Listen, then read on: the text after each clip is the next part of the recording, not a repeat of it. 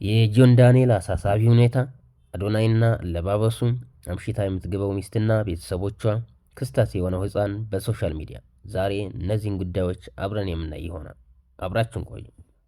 ዋትስአፕ ማ ፋሚሊ አምባክ ይላል። ሰሞኑን ጆን ዳንኤል ወደ ሶሻል ሚዲያ በይፋ መመለሱን አሳውቆናል።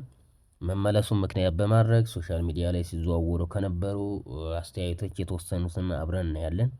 በአንደኛና መጀመሪያ ደረጃ ላይ የሚቀመጠው ቆሌው ግን አልተፈታም ይላል። ኢትዮጵያ ለምን እንደሆነ ባላቅም ለአሉታዊ ሀሳብ አእምሯችን ይከፈታል። ከዚህ ይልቅ ለምን ጥሩ ጥሩ ሀሳቦችን ብናካፍል የተሻለ አይሆንም?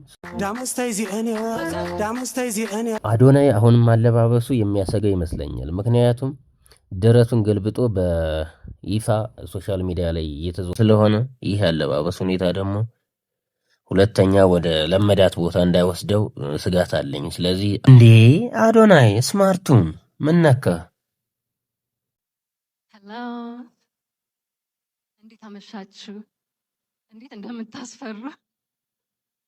ይቺ ሴት ግን አገባቧ፣ ለባበሷ፣ አነጋገሯ፣ ስርዓቷ ሁሉ የሚያምርባት ሴት ናት።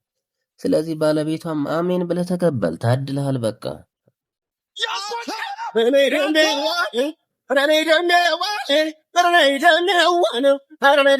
እዩት እንግዲህ ልጁን ምን አይነት ችሎታ እንዳለው። ስለዚህ እባካችሁ ሁላችንም ይሄን ልጅ የሚያግዘው ሰው ማፈላለግ አለብን በሶሻል ሚዲያ ላይ።